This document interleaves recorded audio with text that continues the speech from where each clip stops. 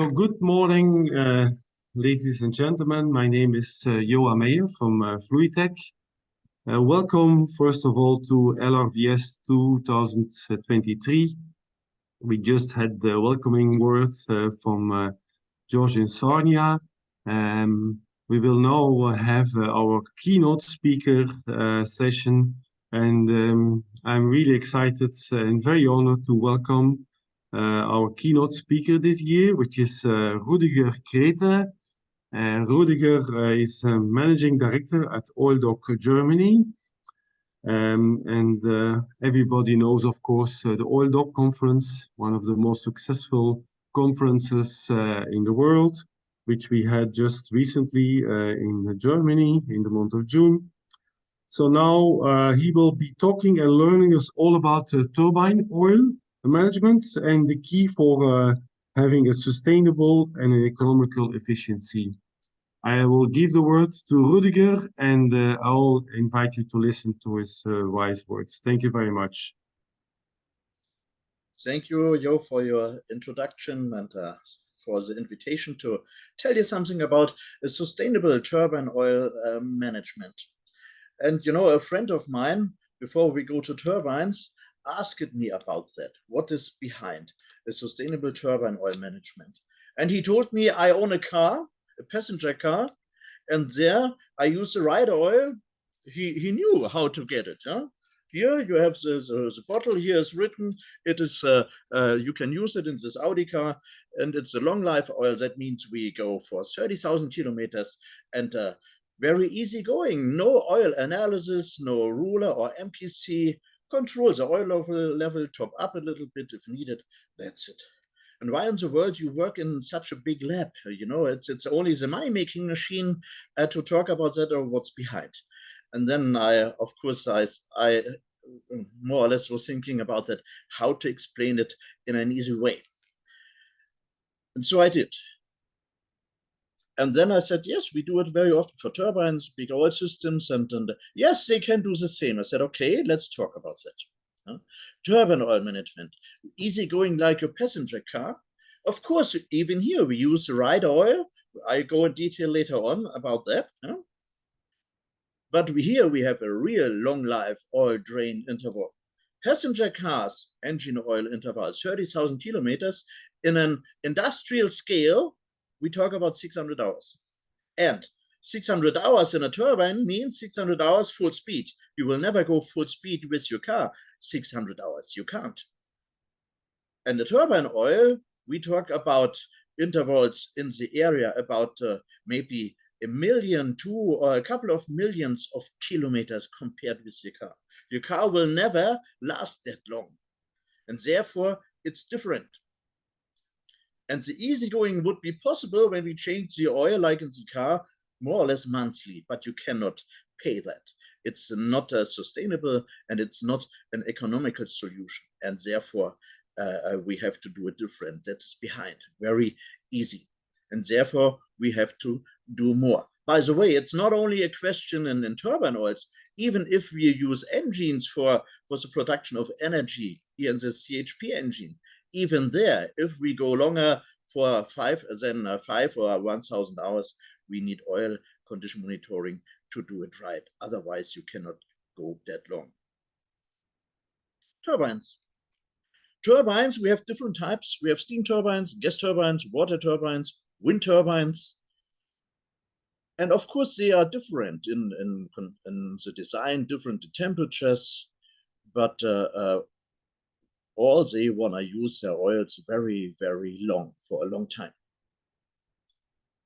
And now let's talk about the oil change and the costs of that. The diesel engine here, I drove this car even for years. We talk about the engine itself, maybe 15,000 euros, maybe 20. The power output, it's more or less around 300 horsepower. The oil volume, 8 liters. And if you change it all 30,000 kilometers or per 2 years, you will see the switch off time to bring it cold, maybe 1 or 2 hours, and so on. And the oil costs are very, very limited. And even the oil drain interval, overall the cost to do it, we talk about maybe 1,000 euro, less than that.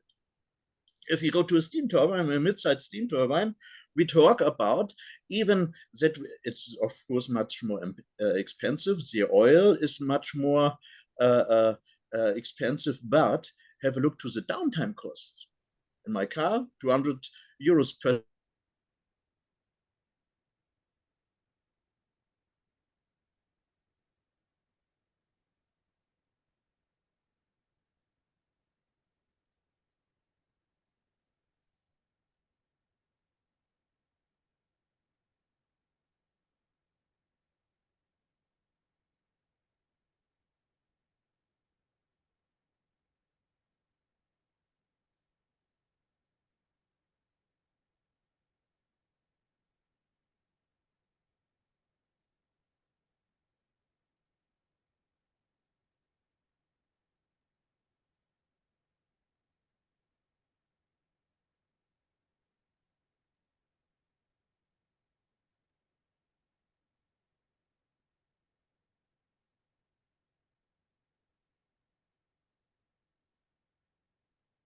Yes, so we are sorry. We have a little technical issue here. Apparently, Rudiger's connection is lost.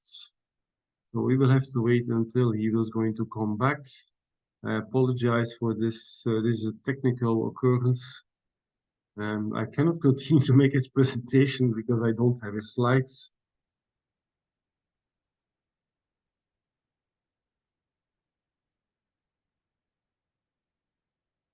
Hopefully Rudiger will come back now.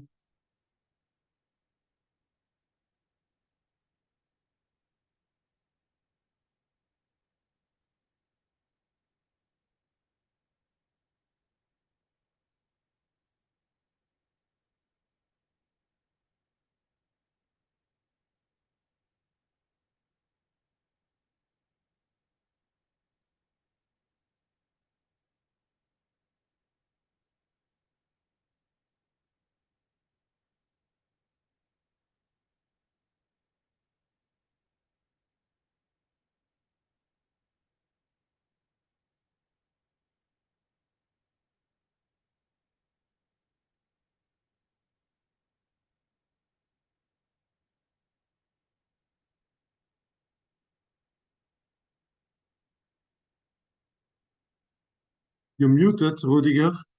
You're again muted and frozen.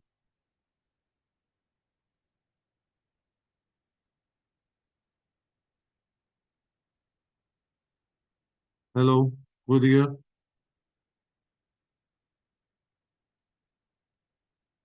Hello.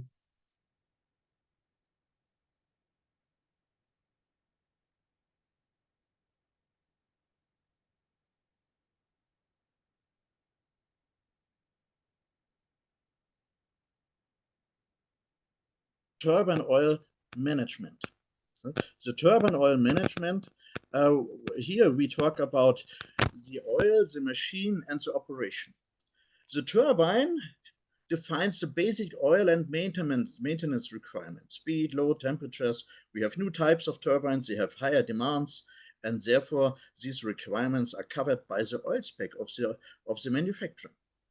And you should have in your mind, if we talk about passenger cars, we have maybe 10,000 of the same type. We don't have it in turbines. And now the oil, of course, we should follow the OEM spec, but they can not cover all the aspects of various designs and operational issues and details you can have.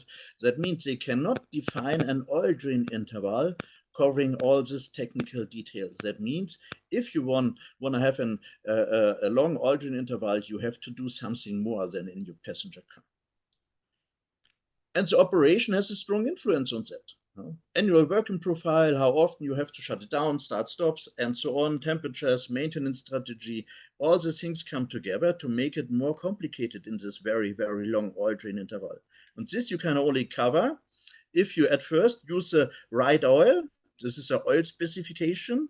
If you monitor the oil in service, and if you have the right oil care strategy. And I will go in detail now a little bit more. The turbine and the oil. DIN and ISO and ASTM have all turbine oils, more or less. A must is a specification of the turbine OEM, but even that is, in my opinion, not enough, because they cannot tell you how long your oil will last in the turbine. On top, experience in operations, references, and I show you what I do there sometimes. And then you have the turbine and the operation. The oil condition monitoring concept is very, very important. And old style, they only measure things like the viscosity, like the oxidation, like the AN, and they don't realize in an early stage that they have problems by varnishing and so on. That means we have to be in time here. That means we need a modern type of oil condition monitoring. And the operation and the oil today, turbines, they run very hot and you have to shut them down more often than before. A steam turbine is made for shutting them down maybe once a year, and sometimes you have to do it daily. Even that, it's a very big problem. And you bring now sustainability and economics only together using those concepts, the right oil, the right oil monitoring, and the right oil care. Let's talk about the oil. Turbine oil selection. Step one, what I do, technical data. I have a look to the data sheet. What about the DIN, ISO standards, and so on? Not a big deal. OEM approvals, much more important, but the major oil supplier even have that. Small difference are possible. I show you in one example. Next slide. And the question, do OEM approved turbine oils show a similar field performance? The answer can you give by yourself. My answer is no. And now the extra mile I do with the new oils. Go detailed to the data sheet, new oil analysis, references. Here, these are real turbine oils, A and B, from the market, from the technical data sheets, and I know them from service. The left one, you see the viscosity, of course, is the same. The DIN type is more or less the same. The right one is can used not only as a turbine oil, but also as a gear and hydraulic fluid. Therefore, there's a little bit more. They have more or less the same OEM approvals from Alstom, GE, the one a little bit more than the other. The MAN Turbo, here you see on the left side is a question mark, but I'm sure it has it. It's not written on the data sheet. The Siemens is the same. The Solar OEM approvals, they are the same. And now you could say, okay, they are the same. But only a look to the data sheet shows from the technical point of view, it's different. Even the density, maybe it's for you not important, but I see here, the left one is a group 2 oil with something added in, and the right one is a group 3 oil. You see it even in the viscosity index. You see the foaming tendency is a little bit better on the right side. The air release is more or less comparable, and you see maybe sometimes one advantage there, sometimes there. But what I say every time is, even if you use group 2 or group 3 base oils, we did it to meet the requirements of the modern turbines, that these oils have a poor solubility, even of varnishing, varnish problems. Varnish cannot be solved that good in those oils. And of course, it's the best way to avoid it. Don't have it. But you see here now the experiences from the field and from the oil analysis. The left one, a very high phosphorus value. It's the anti-wear package. The right one is very interesting, has a higher FZ3 reading, but with much less additives. And this is my philosophy in modern turbine oils. Especially if you use modern base oils, as low additives as possible and as much as needed. And the field experience shows it. The lifetime, okay, the right one is a little bit better, but deposit formation in the left oil, we have a lot of varnishing problems, and in the right not. And these varnish problems are mainly here related to the high additive level of the left one. And you can check it for $100 if you do a lab analysis of the new oil. That's my recommendation. Use low additive level oils in modern turbines, and it works better than the old world. What they did here, they transported the old world to the new base oil without changing the additive system. And the right one is a complete new type of turbine oil. It works much better. That's the oil. Now let's come to the oil monitoring. Here you see hydraulic valves from a water turbine hydraulic system. I worked as a programmer in the past itself. Huh? Repeat until cleaning, because of they have blocking the valves every 2 or 3 months. They cleaned it, put it back. After 3 months, the same problems than before, until they realized, hey, we have to change something.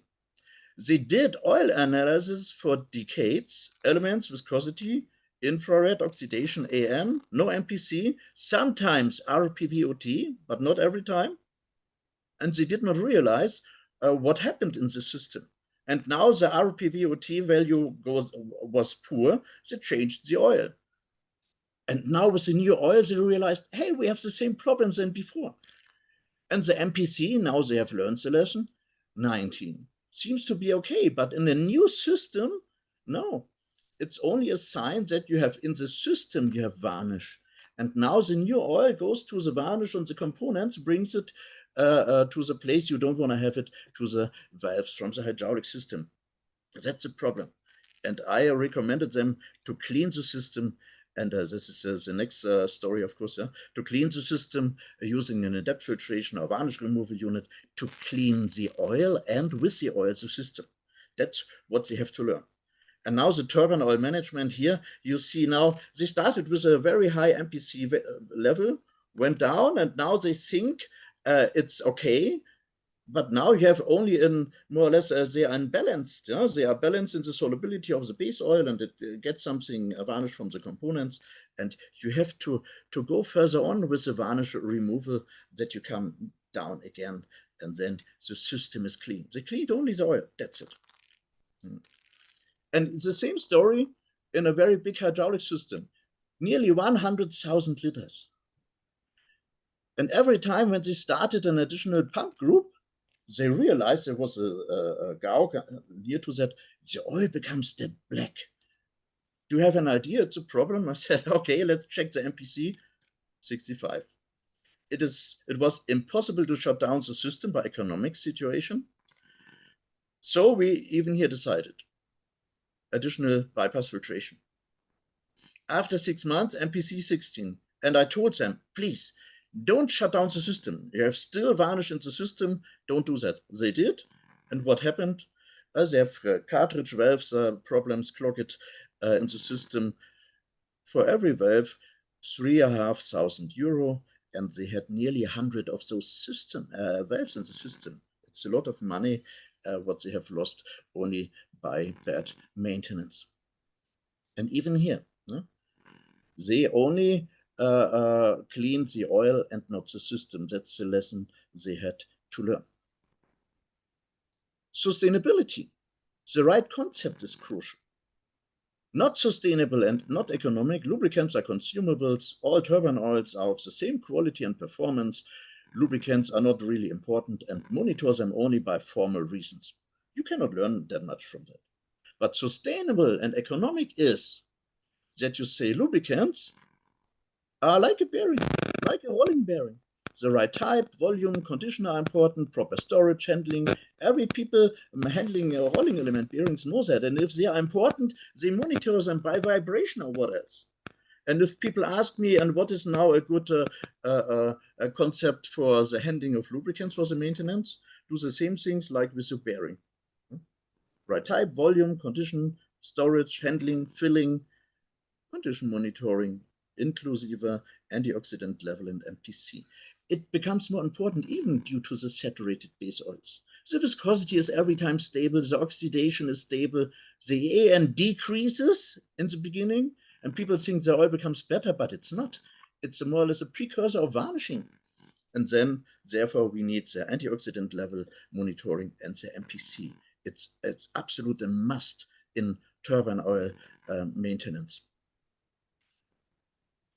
And if you do it right, you have not only more success with your maintenance, you can prolong the lifetime of the mechanical assets, you have a better reliability, and so on.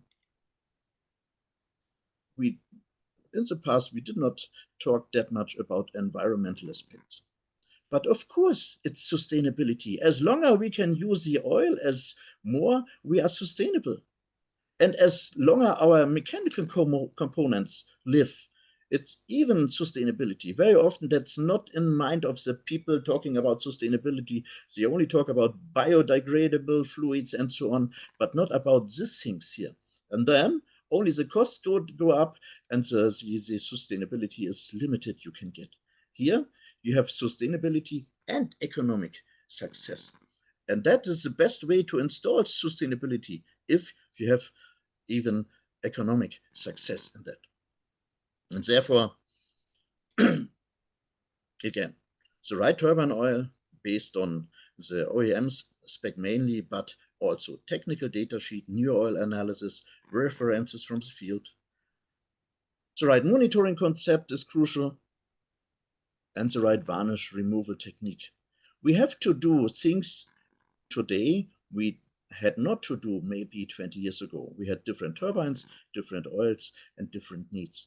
And therefore, it's absolutely important to have here the right turbine oil management to make it sustainable and to make it economic successful. And that's the only way to bring these two things together.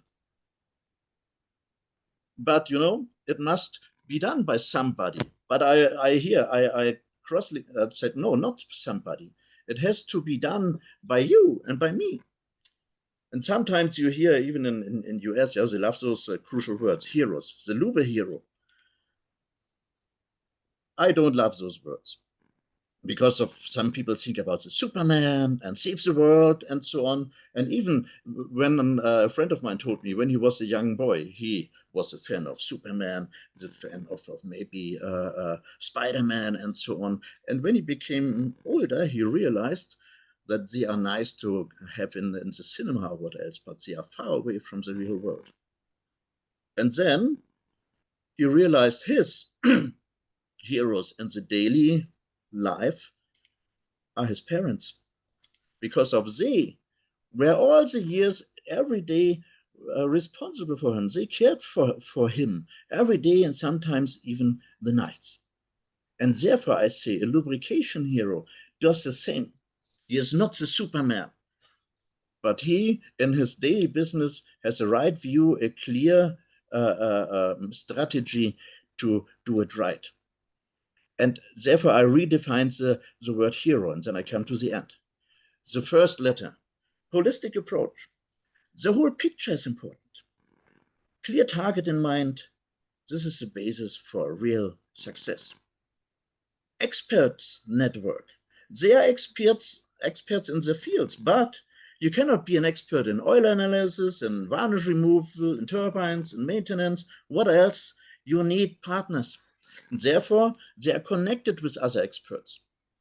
And they go further in detail, like I did it with the oil analysis, with the new oil, like MPC, like antioxidant monitoring.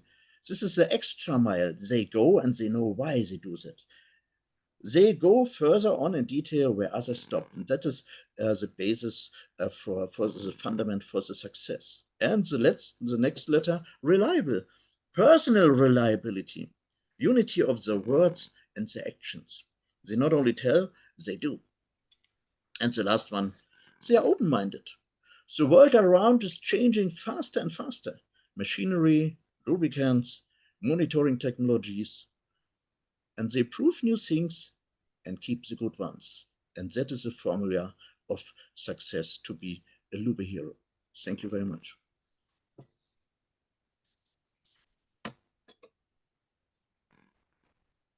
Thank you very much, Rudiger. I always like your approach of opening the angle, being very wide angle, looking at this combination of reliability, sustainability, and so we had, I know we had a little breakup in your presentation. We lost connection. I don't know why, but I have here now a few remarks. So yes, I have not questions yet. I see that most people are very grateful. Wise words. Thank you, Rudiger. Very interesting. Great presentation.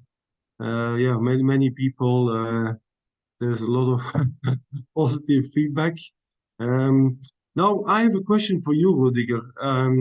If you talk about this angle of sustainability, do you think that what is going to be the role of OEMs into that? Will they look at looking at different service or different service approach so that also there it will match? Because you know an end user, he has to take a decision, and but he's always relying on what an OEM is telling him. What do you think would be the message to an OEM regarding this aspect of sustainability? Mhm. Yeah, the message would be, of course, that the OEM spec is not able to cover all things you will meet in the operation. And the origin intervals are long origin intervals, and then sustainability and reliability are also their interests.